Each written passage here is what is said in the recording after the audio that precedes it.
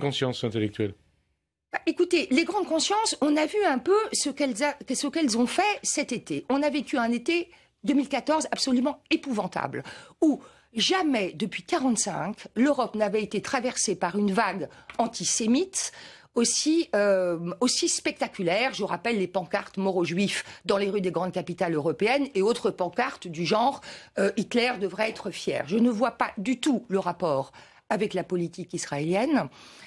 Cet antisionisme est délirant, et je remarque que on peut massacrer 1000 fois plus, on peut massacrer 1500 femmes brûlées vives, par exemple au Pakistan, c'est le bilan de l'année 2014. Je parle oui, il y a le Sahel, il y a la Syrie, cela ne jette personne dans la rue. Par contre, un conflit géopolitique lointain opposant la seule démocratie du Moyen-Orient, l'État d'Israël et une organisation terroriste, génère 400 manifestations. Et je crois que, et d'ailleurs c'est très intéressant, aujourd'hui, les Palestiniens sont décapités par Daesh, par les membres de l'État islamique au camp d'Yarmouk, et tout le monde s'en fout, pour le dire clairement. Et il n'y a pas une seule grande conscience dans la rue à se demander serait-ce possible si ces conflits ne les intéressent que parce que les Juifs y sont impliqués. Alors on revient aux grandes consciences, et on laisse tomber un peu le Proche-Orient. Oui. Les grandes consciences en France et en Europe.